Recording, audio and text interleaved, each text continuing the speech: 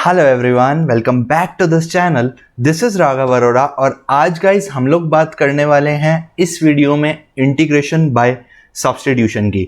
इससे just previous video में हम लोगों ने देखा था कि बेसिक फॉर्मूलाज क्या होते हैं इंटीग्रेशन के, और इंटीग्रेशन में अगर हमें डायरेक्ट इंटीग्रेशन करने की जरूरत पड़े तो उन फॉर्मूलाज को यूज करके हम कैसे कर सकते हैं। आई होप आप लोगों ने वो सारे के सारे फॉर्मूलाज अच्छे से याद कर लिए होंगे और उन फॉर्मूलाज पर बेस्ड क्वेश्चंस की भी प्रैक्टिस कर ली होगी। तो आज हम बढ़ेंगे हमारे नेक्स्ट टॉपिक पर, इंटीग्रेशन बाय सब्स्टिट्यूशन पर। आपको बता दूंगा इसकी जो ये पर्टिकुलर टॉपिक है इंटीग्रेशन बाय सब्स्टिट्यूशन, यही बैकबोन है इंटीग्रेशन की। थ्रू आउट हम इसको यूज करेंगे, आगे तक लास्ट तक चैप्टर के इस टॉपिक को हम लोग यूज करने वाले हैं। अगर आप ये पक्का कर लेंगे और फॉर्मूलाज अच्छे से याद कर लेंगे तो आपका मेजॉरिटी ऑफ वर्क इंटीग्रेशन में आसान हो जाएगा। ठीक है गाइस, तो चलो फिर इसी के साथ इस वीडियो को शुरुआत करते हैं। वीडियो को पूरा देखना, ध्यान से समझना और जो क्वेश्चंस करवाए जा रहे हैं उनको भी बहुत ध्यान से चेक करना। चलो लेट्स स्टार्ट।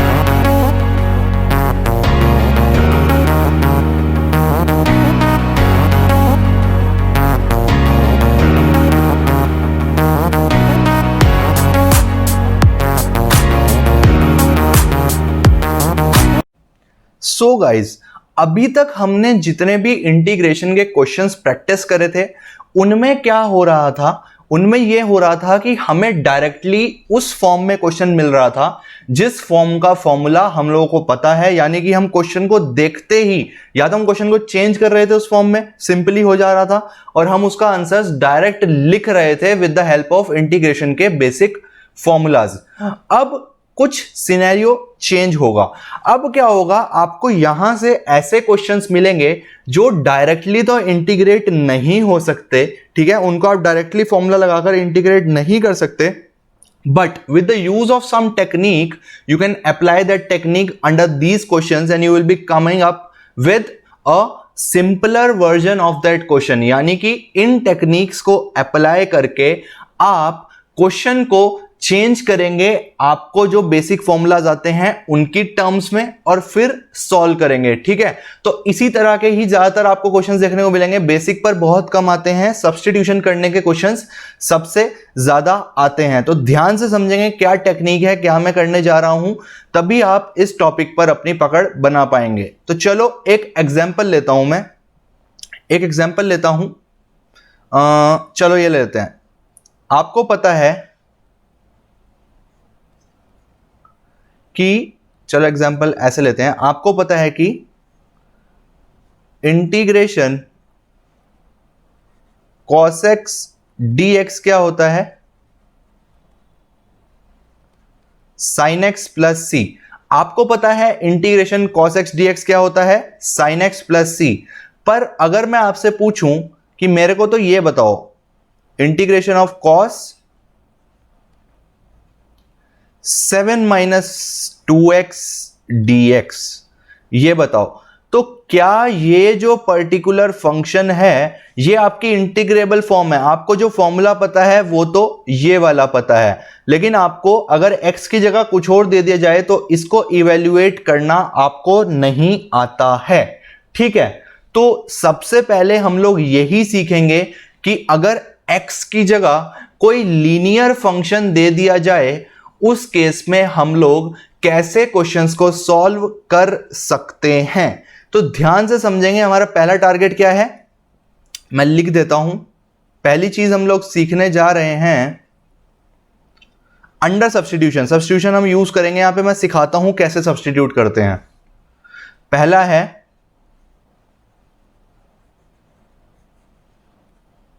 इंटीग्रेटिंग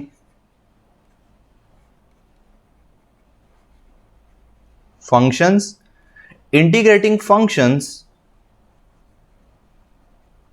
involving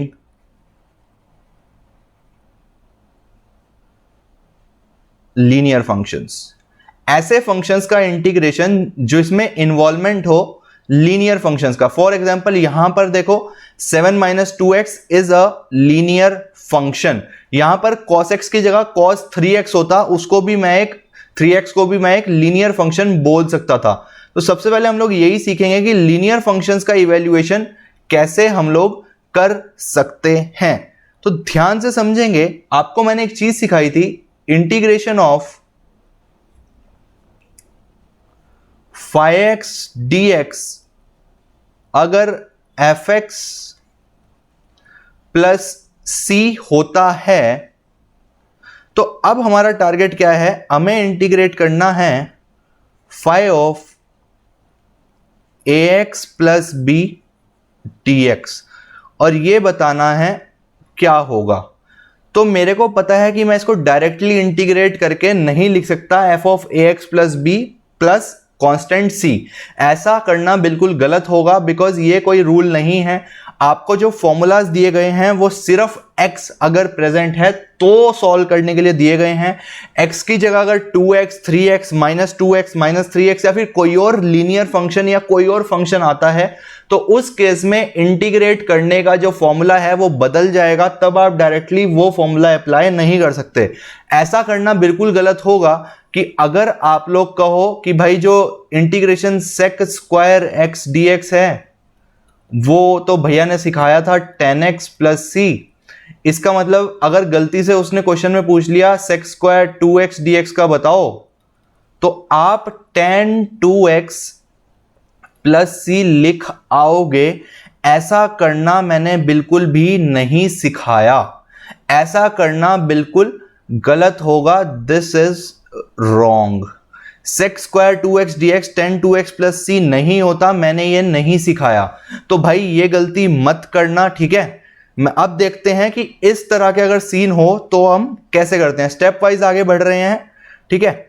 तो इस तरह के लीनियर फंक्शन को सॉल्व करने का पहले तो मैं आपको जेन्युइन तरीका दिखाता हूं, उसके बाद मैं आपको सिखाऊंगा शॉर्टकट, कि शॉर्टकट कैसे ऐसे लीनियर फंक्शंस के साथ हम विद शॉर्टकट कैसे डील कर सकते हैं। तो ध्यान से समझेंगे, ax प्लस बी आ गया ना, फॉर द टाइम बीइंग मैं लेट करने जा रहा हूं और यही बेस है सब्स्टिट्यूशन का। देखो सब्स्टिट्यूट ही तो कर रहा हूं। Let ax plus b equal to some variable ले लेता हूं मैं t for the time being. फिलहाल के लिए मैंने ax प्लस बी को क्या लेट कर लिया, t लेट कर लिया, ठीक है। अब मैं यहां क्या करूंगा, डिफरेंशिएटिंग, ये मैं लिख रहा हूं एक बार बस आपको सिखाने के लिए, differentiating both sides with respect to x के रेस्पेक्ट में क्यों करा, बिकॉज हमें dx की रिक्वायरमेंट है। तो हम बेसिकली सब्स्टिट्यूट करने वाले हैं और सब्स्टिट्यूशन का ही हम लोग तरीका देख रहे हैं। तो क्या करूंगा, ये हो जाएगा a टाइम्स x का क्या हो जाएगा 1, x के रेस्पेक्ट में कर रहा हूं, और b का 0, और इधर क्या हो जाएगा dt बाय dx, ठीक है। सही है ना, यहां तक हमने इस पर्टिकुलर फंक्शन को x के रेस्पेक्ट में डिफरेंशिएट कर दिया। तो ये आ गया a equals to dt upon dx, ठीक है। दिस इंप्लाइज जो मेरा a dx आया, इस x को इधर ले गया मैं, तो जो मेरा a dx आया वो किसके बराबर आया, dt के, ठीक है। तो यहां से अगर मैं dx की वैल्यू निकाल लूं तो वो क्या होगी, dt अपॉन a। इसको मैं फर्स्ट इक्वेशन बोल देता हूं। नाउ मेरा क्वेश्चन क्या था, मेरा क्वेश्चन था integration of phi of ax plus b dx निकालना था। तो मैं क्या करने वाला हूं, ax प्लस b को मैंने t लेट करा था, तो इसको phi ऑफ t लिख दूं, ठीक है। phi of t, because ax plus b को t लेट करा था। चलो जी, यहां तक तो ठीक है। अब बचा ये dx। आपको पता है जब अंदर वेरिएबल चेंज हो गया, जब यहां पर t हो गया, तो ये इंटीग्रेट भी dt के रेस्पेक्ट में होना चाहिए। तो हमें कहीं ना कहीं dx की वैल्यू को भी सब्स्टिट्यूट करना पड़ेगा, सही बात है। तो वही मैं करने के लिए मैंने ऐसा प्रोसेस करा, हम लोगों ने डिफरेंशिएट करके dx की वैल्यू निकाल ली। dx की वैल्यू क्या आई मेरे पास, dt upon a, where a is some constant. तो dx की वैल्यू में मैं डाल रहा हूं dt अपॉन a, और ये कहां से आया, फ्रॉम फर्स्ट, ठीक है। तो ये किसके बराबर हो गया, 1 बाय a मेरा बाहर आ गया, integration of phi of t dt। आपको गाइज यहां पर मेरे को एक बात सिखानी है, वो क्या सिखानी है, ठीक है, देखो ध्यान से देखो, यहां पर integration of phi t d t की वैल्यू पुट करनी है आपको। ऊपर मैं लिख चुका हूं कि integration of phi x d x किसके बराबर है, एफ एक्स प्लस सी के। तो पहली चीज सीखने की है, आई होप आपको सब्स्टिट्यूशन समझ आया कि हमने क्या करा, बेसिकली लीनियर फंक्शन को टी लेट करा, डिफरेंशिएट करके dx की वैल्यू निकाली। dx की वैल्यू क्यों निकाली, बिकॉज मैं ax प्लस बी को जब टी लेट कर रहा हूं तो मेरा वेरिएबल जिसके रेस्पेक्ट में मेरे को इंटीग्रेट करना है वो भी t ही होना चाहिए, तो मेरे को dt की टर्म्स में लिखना था, इसलिए मैंने ये वैल्यू निकाली। अब सीखने की बात सुनो, इंटीग्रेशन को नहीं फर्क पड़ता कि वेरिएबल कौन सा है। क्या मतलब हुआ इस बात का, इस बात का मतलब यह हुआ कि अगर आप integration phi x d x लिख रहे हो, ठीक है, या फिर इसको मैं दूसरी लैंग्वेज में लिखूं तो मैं इसको integration of phi t d t भी लिख सकता हूं और वो आंसर भी मेरा सेम आएगा, ठीक है। इसको मैं फाई वाई डी वाई भी लिख सकता हूं, तब भी मेरा आंसर सेम आएगा। क्यों, बिकॉज इंटीग्रेशन क्या है, बेसिकली मैं आपको बताता हूं, इंटीग्रेशन देता है एरिया अंडर द कर्व। आप लेटर सीखेंगे जाकर, अभी जिन बच्चों ने पढ़ लिया है इससे नेक्स्ट चैप्टर बहुत अच्छी बात है, ठीक है, लेकिन जिन्होंने नहीं पढ़ा है आप नेक्स्ट चैप्टर में सीखेंगे। जैसे डिफरेंशिएशन की बहुत सारी एप्लीकेशंस थी, इंटीग्रेशन की मेन एप्लीकेशन है एरिया अंडर द कर्व्स। जब आपको पता लग गया कि ये जो integration phi x d x है ये आपको एरिया ही देने वाला है, तो एरिया तो फिक्स होगा ना। एरिया को क्या फर्क पड़ता है कि कौन से वेरिएबल की कौन सी मैथ्स आपने लगाई, ठीक है। तो इसीलिए ये वैसे डेफिनेट इंटीग्रेशन की प्रॉपर्टी भी है, ये भी मैं अभी आगे सिखाऊंगा। अभी के लिए आप ध्यान रखेंगे कि जिस भी वेरिएबल की रेस्पेक्ट में फंक्शन इंटीग्रेट हो रहा है, अगर हम variable as well as function को क्या बोल रहा हूं मैं, अगर हम वेरिएबल जिसकी रेस्पेक्ट में इंटीग्रेट होना है और इंटीग्रैंड यानी कि फंक्शन जिसको इंटीग्रेट कर रहे हैं, उन दोनों का जो आपका वेरिएबल इन्वॉल्व है वो चेंज कर दें तो उससे इंटीग्रेशन के आंसर पर कोई फर्क नहीं पड़ेगा। यानी कि अगर आपको पता है कि integration phi x d x F x plus C है और यहां पर आपके पास क्या मिला है, आपको 1/a integration phi t d t, तो इसको आप फाई टी डी टी को फाई एक्स डी एक्स भी लिख सकते हैं, नो प्रॉब्लम। इसको आप क्या लिख सकते हो, 1/a integration of phi x d x, इसमें कोई भी प्रॉब्लम नहीं है। आप इसको integration of phi y d y भी लिख सकते थे। प्रॉब्लम तब होगी जब आप इसको लिखोगे integration phi x d t, ये गलत हो जाएगा। दोनों के अगर आप वेरिएबल्स बदल रहे हो तो उसमें कहीं पर भी प्रॉब्लम नहीं है, आप ये काम कर सकते हो, ठीक है। लेकिन बात वही है कि दोनों के बदलना, ऐसा मत करना कि dt तो आपने एज इट इज छोड़ दिया और फाई एक्स का बदल दिया, या फिर आपने फंक्शन एज इट इज छोड़ दिया और dx की जगह dt कर दिया, तब गलत हो जाएगा। अगर आप दोनों के बदल रहे हो तब कोई प्रॉब्लम नहीं है, ठीक है। तो ये बेसिकली क्या हो गया, आपको पता ही है integration phi x d x तो अभी हमने ऊपर लिख रखा है, ये क्या है 1/a times F x plus C, ठीक है। अब जब आप इसको फर्दर सॉल्व करेंगे, वैसे हम सॉल्व क्या कर रहे थे एक बार दोबारा लिख देता हूं, हमने ये सॉल्व करा है integration of phi a x plus B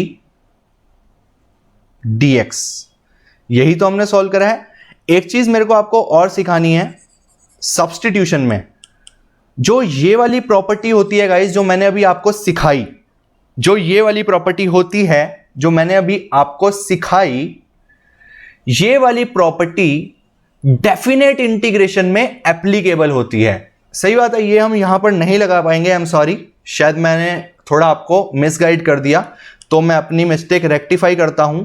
जो मैंने अभी आपको वेरिएबल चेंज करने वाली प्रॉपर्टी सिखाई वो तब वैलिड है जब आप डेफिनेट इंटीग्रेशन में क्वेश्चन कर रहे हो, यानी कि जब आपके पास लिमिट्स हैं। मेरा कहने का मतलब है कि अगर आपके पास इस तरह का क्वेश्चन होता, integration of a to b f x d x, तो इसको आप integration a to b f t d t भी लिख सकते हो, इसको आप integration a to b f y d y भी लिख सकते हो, ठीक है। लेकिन ये तब लिख सकते हो जब आपकी लिमिट्स इन्वॉल्व हो, जैसे A to B, A to B, A to B, ठीक है, तब आप ये वेरिएबल चेंज कर सकते हो। I am real sorry, okay. तो इस चीज को हम वैसे नहीं लिख पाएंगे। तो हमारा यहां तक क्वेश्चन बिल्कुल ठीक है, आशा करता हूं आपको समझ आया। मैं एक बार दोबारा रिपीट कर देता हूं यहां तक, ताकि कंफ्यूजन कोई ना हो, ठीक है। तो हमें basically integration of five a x plus b d x calculate करना था। हमने ए एक्स प्लस बी को क्या लिया, टी ले लिया, डिफरेंशिएट करा बोथ साइड्स को विद रिस्पेक्ट टू एक्स, तो जो ए ऑफ 1 आया, ठीक है, x का differentiation 1, a x plus b का डिफरेंशिएशन सिंपली a आएगा, और t का डिफरेंशिएशन x के रेस्पेक्ट में dt अपॉन dx आएगा। तो a equals to dt upon dx लिखा। उसके बाद हमने dx की वैल्यू निकालने के लिए इसको इधर मल्टीप्लाई कर दिया, तो a dx dt के बराबर आ गया। dx की वैल्यू क्या आई, dt अपॉन a। अब 5ax प्लस बी dx हमारा क्या आ गया, 5t dt अपॉन a। अब आपको पता है कि 5x dx की वैल्यू क्या है, fx प्लस c। तो 5t dt की वैल्यू क्या होगी, 5t dt की वैल्यू होगी f of t plus c।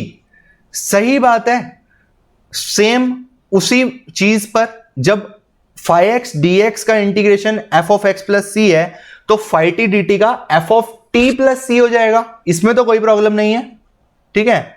तो इसको मैं लिख दूंगा 1/a, इसको लिख देंगे f of t plus c। यहां तक बिल्कुल ठीक है, ठीक है।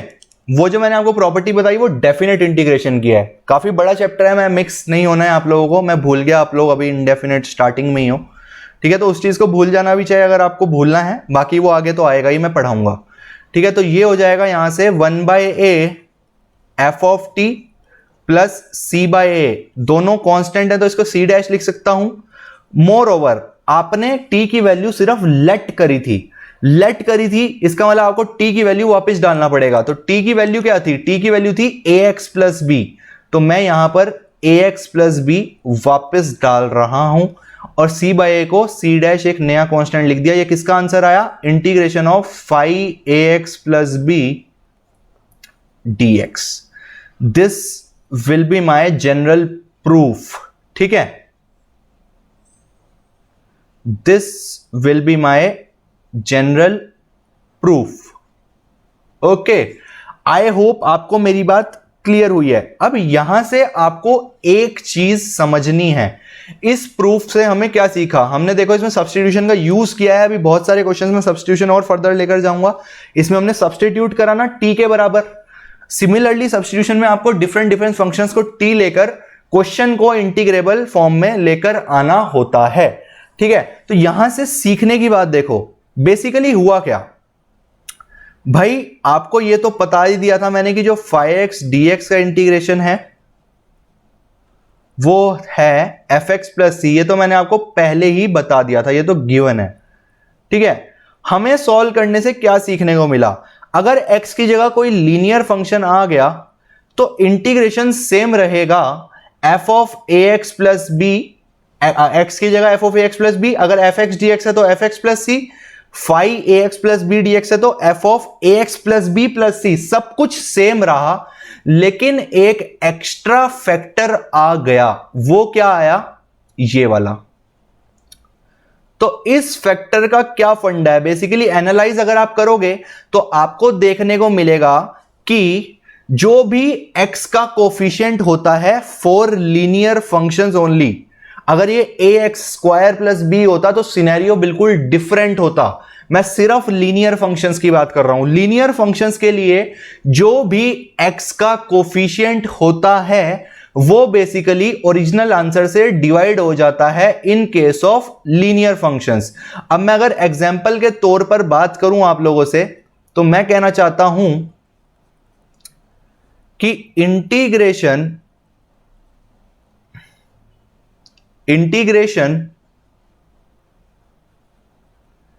sec स्क्वायर x dx अगर 10x प्लस सी होता है और आपसे वो पूछ ले sec square 2x plus 1 dx का इंटीग्रेशन, तो वो भी बेसिकली यही होगा 10 of 2x plus 1 plus c, same formula पर होगा, बस एक एक्स्ट्रा फैक्टर ऐड हो जाएगा। वो क्या है? x का कोफिशिएंट, जिससे आप इसको डिवाइड करेंगे। यहां पर x का कोफिशिएंट क्या है? 2, तो ये हो जाएगा 1/2 times 10 2x plus 1 plus c, and this will be my answer. ठीक है, समझे आप? फॉर्मूला सेम है, बस अगर आपके पास लीनियर फंक्शन आता है तो x के कोफिशिएंट से डिवाइड करना है। इसका प्रूफ मैं आपको सब्स्टिट्यूट करके दिखा चुका हूं। ठीक है, और अब आपको इसको डायरेक्टली अप्लाई करना है। This is the trick. अब अगर मैं आपसे बोलूं integration of cosec square 2x dx बताओ। cosec स्क्वायर x का इंटीग्रेशन क्या था? माइनस कॉट x, तो cosec स्क्वायर 2x का क्या होगा? माइनस कॉट 2x प्लस सी, लेकिन एक एक्स्ट्रा फैक्टर आ जाएगा। x का कोफिशिएंट क्या है यहां पर? 2, तो 2 से डिवाइड आपको करना पड़ेगा। This will be your answer. ठीक है, सिमिलरली अब अगर मैं आपसे बात करूं, आपके पास आ जाए सेक स्क्वायर, या फिर सेक स्क्वायर कोसेक स्क्वायर बहुत हो गया, cos of 7 minus 2x dx, तो cos x का इंटीग्रेशन sin x, तो cos 7 माइनस 2x का भी sin of 7 minus 2x plus C. पर क्योंकि यहां पर लीनियर फंक्शन का इन्वॉल्वमेंट है, तो आपका जो x का कोफिशिएंट है उससे डिवाइड भी करना पड़ेगा। x का कोफिशिएंट क्या है? 2 या -2? सोचो सोचो, 2 या -2? x का कोफिशिएंट है -2। ये बात आपको ध्यान रखनी है, खासकर बच्चे ये माइनस भूल जाते हैं जब कभी भी इस फॉर्म में आपको क्वेश्चन दिया जाता है। तो इस बात का आप खास ध्यान रखेंगे कि cos of 7 minus 2x, sine of 7 minus 2x तक तो ठीक है, लेकिन डिनोमिनेटर में -2 से डिवाइड करना है। ठीक है, और 2 से डिवाइड नहीं करना सिर्फ। ओके, x के कोफिशिएंट में साइन भी आपको लेना है। ठीक है, आई होप आपको मेरी बात इस लीनियर वाले फंक्शंस के लिए क्लियर हो गई है।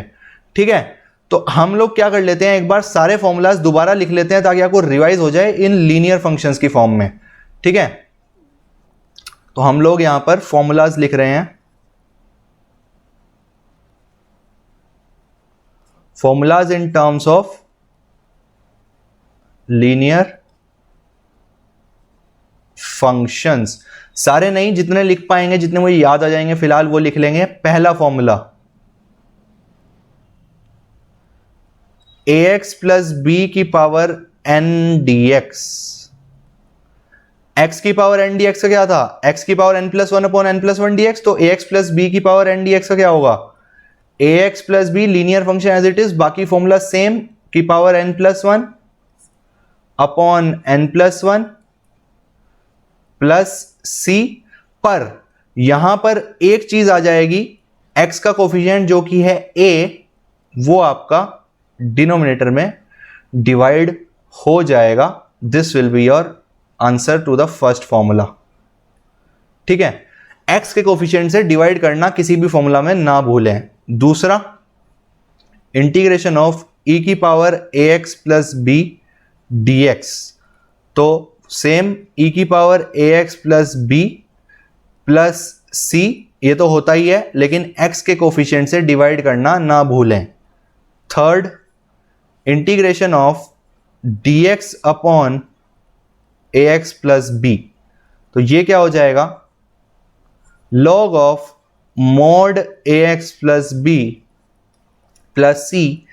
ये तो यहां तक तो ठीक है, यहां तक तो नॉर्मल फॉर्मूला है, लेकिन x के कोफिशिएंट से डिवाइड करना मत भूलें। Okay, next, fourth, integration of sine ax plus B dx, ये क्या हो जाएगा? Minus of cos ax plus b, same formula, लेकिन इंटीग्रेशन करने के बाद x के कोफिशिएंट से डिवाइड करना अनिवार्य है। Similarly integration of cos ax plus b d x किसके बराबर हो जाएगा? sin ax plus B upon a plus c. I hope आपको समझ आ रही है कि मैं a से क्यों डिवाइड कर रहा हूं। अब ऐसा नहीं है आप अपने क्वेश्चन में भी अब बाय a लिख कर आ जाएंगे, चेक कर लेना x का वो क्या है। ये तो a तो जनरल कांस्टेंट है ना, a -1 भी हो सकता है, 2 भी हो सकता है, 3 भी हो सकता है, वो आपको क्वेश्चन टू क्वेश्चन चेक करना पड़ेगा, ठीक है। वो जैसे मैंने आपको अभी इलस्ट्रेशन दिखाए। Moving forward, integration of sec square ax plus B dx, ये क्या होगा? tan ax plus B upon a plus C. आशा करता हूं आपको यहां तक की मेरी सारी बातें क्लियर हो रही हैं। नेक्स्ट होगा cosec square ax plus b d x, ये किसके बराबर होगा? Minus of cot ax plus b, x के कोफिशिएंट से डिवाइड करना जरूरी है। ये x के कोफिशिएंट से क्यों डिवाइड कर रहे हैं आपको प्रूफ देखकर समझ आ गया होगा, जहां पर मैंने सब्स्टिट्यूट किया है, ठीक है। और किसी को ना समझ आया हो तो उसको एक बार दोबारा देख लेना। Next sec ax plus b tan ax plus B dx, ये किसके बराबर हो जाएगा? sec of ax plus b, same formula, बस लीनियर फंक्शन की वजह से x के कोफिशिएंट से डिवाइड करना है। एक्चुअली ये जो है ना, ये जो पुराने फॉर्मूलाज हैं वो भी इससे ही आते हैं, बिकॉज वहां पर क्या होता है, लीनियर फंक्शन की जगह सिर्फ x होता है तो वो भी एक लीनियर फंक्शन, लेकिन उस केस में x का कोफिशिएंट क्या है? सिर्फ x है तो 1 है कोफिशिएंट, इसलिए आप हमेशा 1 से डिवाइड करते हो जो हमें दिखता नहीं है, ठीक है। असली फॉर्मूलाज तो यही हैं, वो जो पुराने वाले हैं वो a को 1 लेकर बनाए गए हैं और b को 0 लेकर, समझे आप। Next cosec of ax plus b, tan नहीं, cot of ax plus B dx, ये किसके बराबर होगा? Minus cosec of ax plus B upon a plus c and so on. I hope आपको आगे के सारे समझ आ ही गए हैं, सारे फॉर्मूला सेम रहने वाले हैं, बस x के कोफिशिएंट से डिवाइड हो जाता है अगर आपको इस तरह का कोई क्वेश्चन मिलता है, ठीक है गाइज। आशा करता हूं आपको मेरी बात क्लियर हो गई है। अब कुछ क्वेश्चंस देख लेते हैं इस पर्टिकुलर चीज पर जो मैंने आपको सिखाए हैं इंटीग्रेशन बाय सब्स्टिट्यूशन में। तो क्वेश्चन देख लेते हैं guys, just give me a second ताकि मैं कुछ अच्छे क्वेश्चंस आप लोगों के लिए ले पाऊं। देखो ये लो, इंटीग्रेशन ऑफ 2x प्लस 5 का whole cube plus 1 upon 7x minus 5 का whole square plus 1 upon root of 5x minus 4 plus 1 upon 2 minus 3x plus root of 3x plus 2 और ये यहां पर dx। इसको आपको करना है इंटीग्रेट। तो बहुत ग्रेट क्वेश्चन लग रहा है और हमें इसे इंटीग्रेट करना है, ठीक है। तो कोई बड़ी चीज नहीं है यार, घबराओ मत इसे देखकर। है क्या इसमें, ध्यान से देखो। अभी आपको क्या सिखाया? 2x प्लस 5, आप हर जगह देखो लीनियर फंक्शंस का इन्वॉल्वमेंट है। लीनियर फंक्शंस के इन्वॉल्वमेंट में फॉर्मूला सेम रहते हैं, अप्लाई भी सेम तरीके से करना है। x की जगह इस फंक्शन को लिख देंगे, फर्क सिर्फ एक आएगा, वो क्या आएगा? x के कोफिशिएंट से डिवाइड करना नहीं भूलना है, ठीक है। तो पहले तो ये प्लस में है तो इनको स्प्लिट कर लेता हूं, ये हो जाएगा integration of 2x plus 5 cube dx plus integration of dx upon 7x minus 5 का whole square plus integration of 1 upon root of 5x minus 4 dx। dx और इंटीग्रेशन समझ रहे हो ना सब? Plus integration of dx upon 2 minus 3x plus integration of 3x plus 2 dx। यहां तक आई hope आपको ये बात क्लियर हो गई मेरी। अब क्या है, इंटीग्रेट करते जाओ भाई। अगर x क्यूब होता तो इंटीग्रेशन क्या आता फर्स्ट फॉर्मूला से, x की पावर 4 अपॉन 4। x की कोई लीनियर फंक्शन है तो 2x प्लस 5 की power 4 upon 4।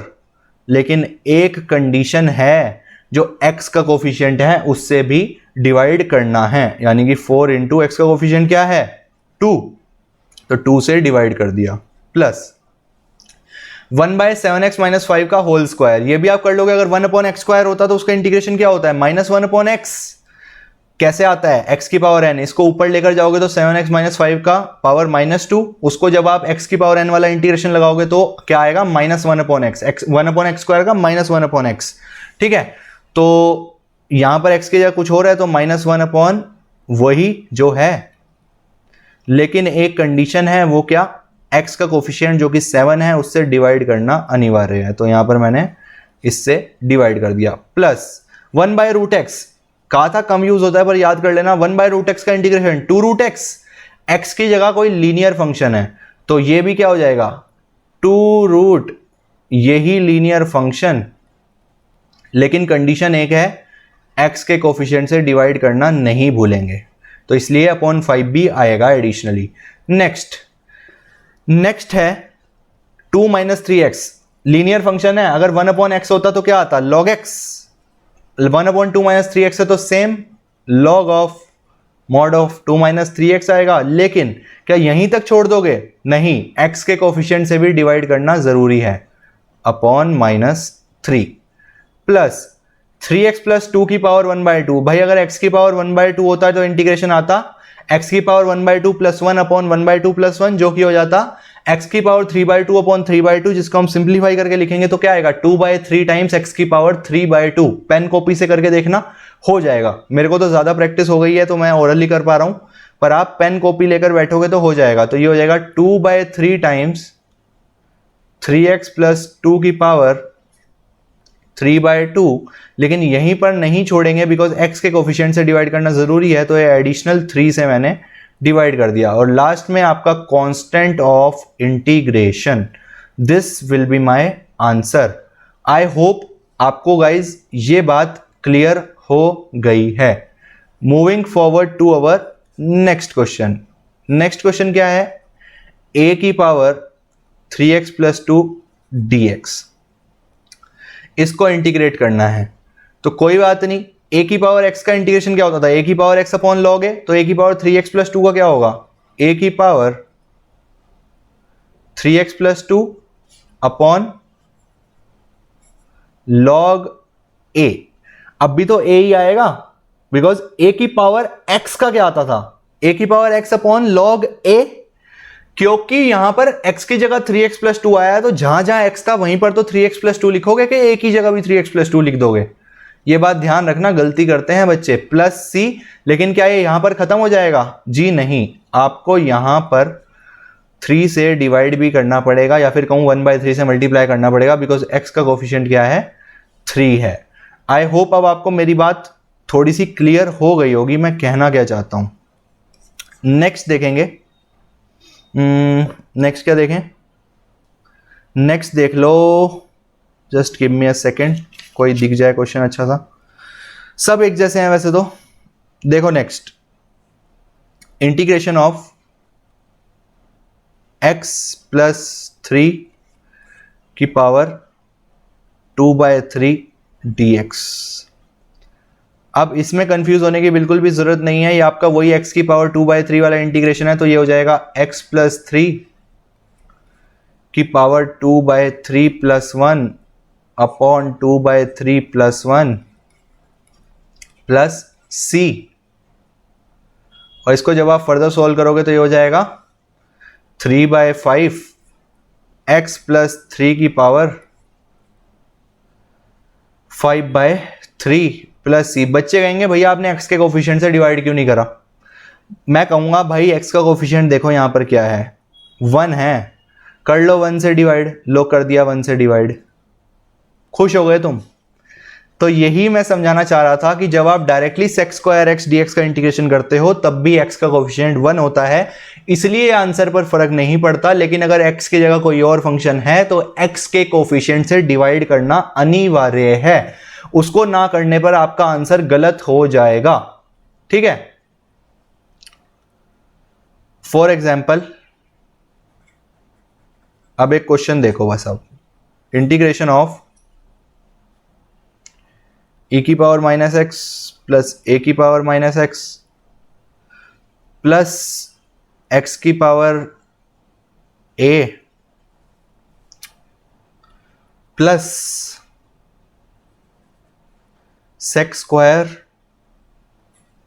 2 minus 3x plus 1 upon minus x, या फिर बोल दूं इसको minus of 1 upon x plus क्या लें e की पावर पाई dx। ये है भाई। अब बताओ क्या करें? अब बताओ जी क्या करें? कोई दिक्कत नहीं है। अब भाई एक तो देखो टाइम पास बहुत तगड़ा हो जाएगा अगर मैं इन सबको अलग अलग करके dx लगा के आपको लिख कर दिखाऊं। आशा करता हूं वो बात आपको क्लियर हो चुकी है। अब मैं ये नहीं लिख रहा हूं इंटीग्रेशन ऑफ e की power minus x dx plus integration of a की power minus x dx plus integration of x की power a dx plus integration of sec square 2 minus 3x dx minus integration of dx upon x plus integration of e की power pi dx। ये मैं नहीं लिख रहा हूं, मैं direct integrate करूंगा। ध्यान से देखो, e की पावर माइनस एक्स का इंटीग्रेशन e की पावर x का e की पावर x होता है, तो e की पावर माइनस एक्स का भी e की पावर माइनस एक्स, लेकिन x के कोफिशिएंट से डिवाइड करना अनिवार्य है, तो अपॉन -1 जो यहां पर आ जाएगा। समझ आई बात? प्लस a की पावर माइनस एक्स का इंटीग्रेशन, a की पावर x का इंटीग्रेशन क्या होता है? a की power x upon log a, तो ये हो जाएगा a की power minus x upon log a, लेकिन x का कोफिशिएंट जो कि -1 है उससे डिवाइड करना अनिवार्य है। तो इस -1 को मैं यहां से हटाकर इस प्लस की जगह यहां माइनस कर सकता हूं। आशा करता हूं आपको समझ आ रहा है। नेक्स्ट, x की पावर a dx, तो x की पावर n नहीं है तो जो भी है वही सही, x की power a plus 1 upon a plus 1। क्या इसमें हमें कुछ करने की जरूरत थी? नहीं। लेकिन अगर यही 2x की पावर a हो जाता तो तब आपको 2 से डिवाइड करना पड़ता। ठीक है, next, tan of 2 minus 3x, लेकिन x का कोफिशिएंट क्या है? -3, उससे डिवाइड करेंगे। -1/x का log x प्लस e की पावर पाई। e की पावर पाई का इंटीग्रेशन क्या होगा? e भी कांस्टेंट, पाई भी कांस्टेंट, यानी कि ये एक कांस्टेंट है, तो बेसिकली जो वेरिएबल ऑफ इंटीग्रेशन है उससे मल्टीप्लाई हो जाएगा। तो ये हो जाएगा e की पावर पाई dx के रेस्पेक्ट में क्या हो जाएगा? x plus c। This will be my answer. आशा करता हूं आपको मेरी बात क्लियर हो गई होगी। ओके, मूविंग फॉरवर्ड, एक आधा क्वेश्चन और ले लेते हैं। ये क्वेश्चन देखना जरा, integration of 10 square 3 minus 2x dx। अब भाई ये क्वेश्चन देख के बच्चे घबरा जाते हैं, पता नहीं क्यों घबरा जाते हैं। कहते हैं भैया आपने 10 स्क्वायर में तो कोई फॉर्मूला पढ़ाया ही नहीं। फिर मैं उनको कहता हूं कि सब कुछ मैं पढ़ा दूंगा तो फिर तुम कैसे सीखोगे? तो ये जो कैलकुलस है ना, ये सेल्फ एनालिसिस का भी चीज है। अपनी तरफ से जो कुछ आता है वो इसमें लगा मारो, कुछ ना कुछ आंसर निकल कर आएगा। जैसे कि अब 10 स्क्वायर का मुझे नहीं पता, मुझे किसका पता है? सेक स्क्वायर का। क्या मैं सेक स्क्वायर और 10 स्क्वायर को रिलेट कर सकता हूं? क्या मेरे को पता है कि sec square 3 minus 2x minus 10 square 3 minus 2x 1 के बराबर होता है? ट्रिग्नोमेट्रिक आइडेंटिटी है। तो 10 स्क्वायर 3 माइनस 2x किसके बराबर हो जाएगा? 1 minus sec square 3 minus 2x। और इसको अगर मैं फर्दर सॉल्व करूंगा तो क्वेश्चन मेरा क्या बन जाएगा, मेरा क्वेश्चन बन जाएगा integration of 10 square 3 minus 2x की जगह क्या लिख दूंगा, सॉरी ये गलत हो गया, यहां पर एक माइनस साइन आप और लो, है ना, तो ये हो जाएगा sex square 3 minus 2x minus 1, ये होगा। तो 10 स्क्वायर 3 माइनस 2x की जगह क्या कर दोगे आप, sex square 3 minus 2x minus 1 और बाहर क्या है dx। अब इसको तो इंटीग्रेट कर ही सकते हो यार, ये भी नहीं होगा तो फिर क्या फायदा पढ़ाने का। अब तो हो जाएगा ये, तो ये हो जाएगा integration of sex square 3 minus 2x dx minus integration of simply dx।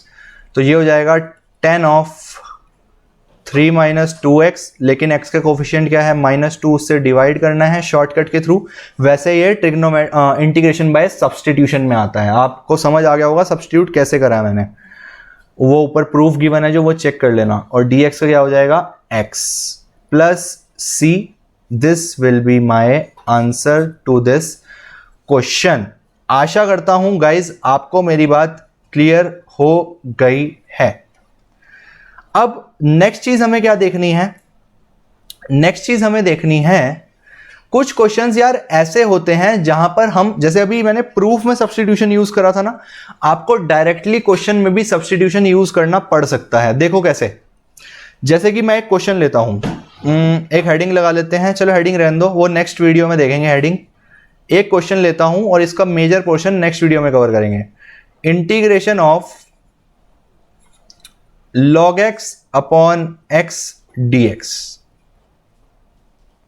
log x upon x dx, इसको आपको क्या करना है, इंटीग्रेट करना है। आपको पता है इसमें आप कोई भी स्टैंडर्ड फॉर्मूला नहीं लगा पा रहे हो, तो अब क्या करें, ऐसे में आपको सब्स्टिट्यूशन दिमाग में आना चाहिए।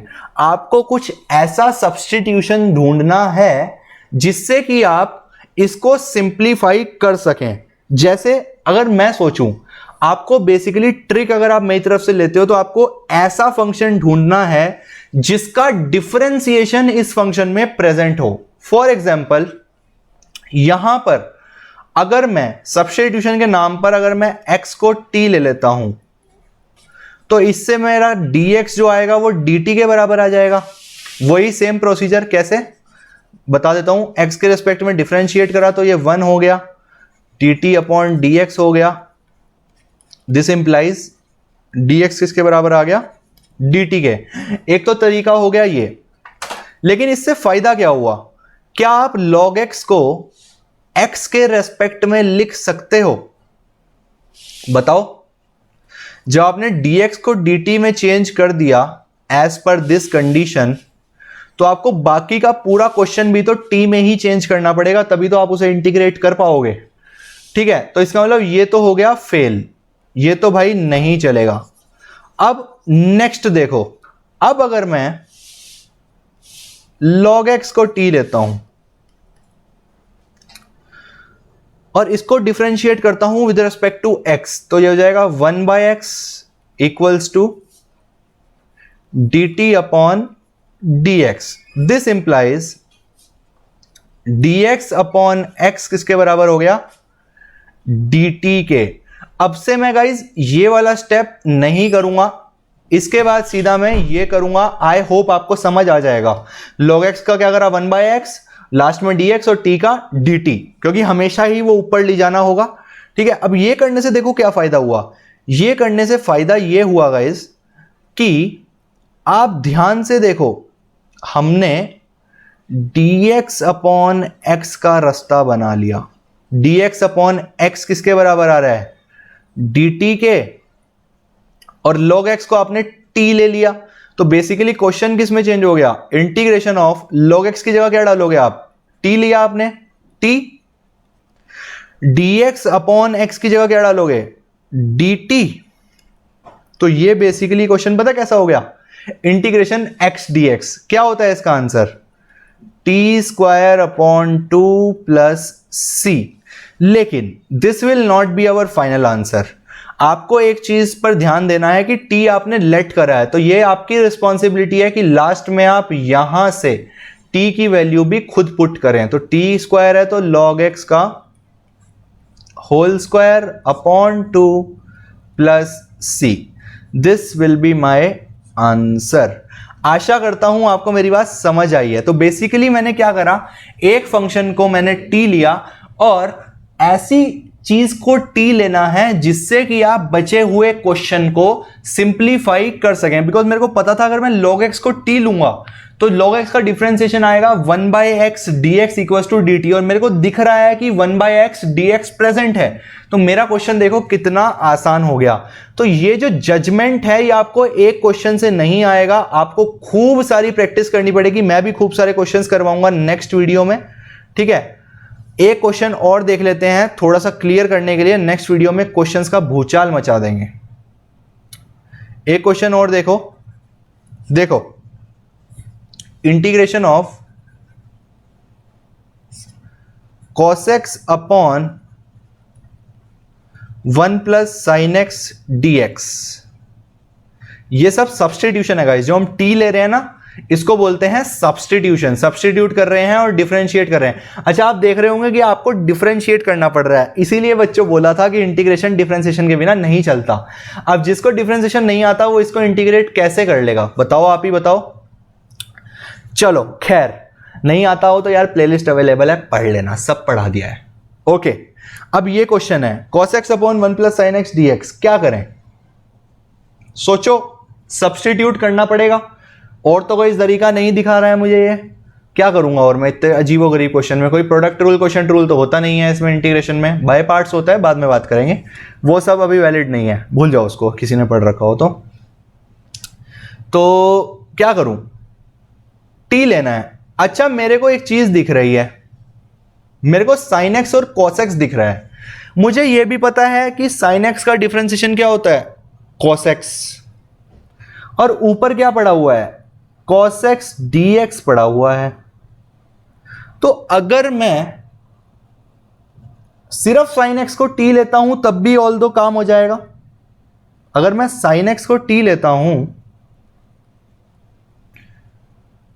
sin x को अगर मैं t लेता हूं तो डिफरेंशिएट करने पर क्या आएगा, cos x, sin x का cos x dx, क्योंकि x के रेस्पेक्ट में था, equals to dt। cos x dx क्या आपके न्यूमरेटर में प्रेजेंट है, तो ये हो जाएगा cos x dx की जगह क्या आ जाएगा, dt upon 1 plus sin x की जगह t।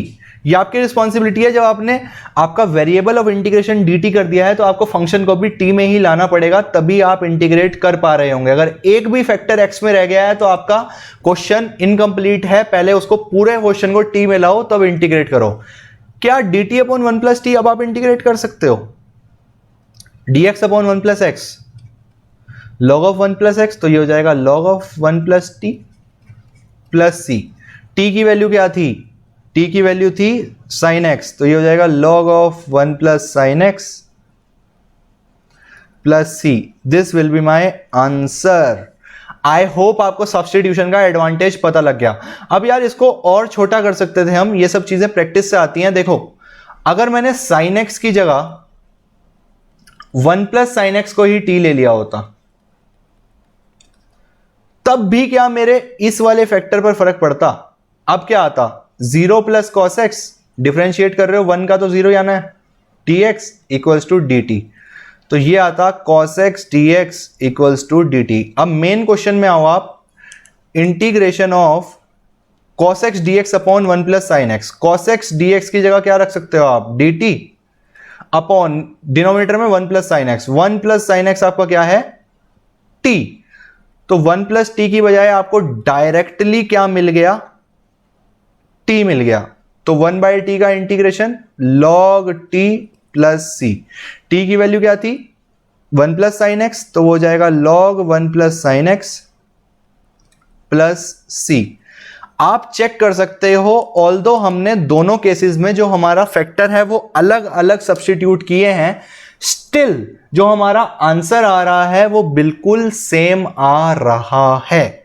ऐसा इसलिए बिकॉज मैथ्स में कोई फाइनल आंसर ही होता है सब कुछ, आप किसी भी मेथड से जाओ।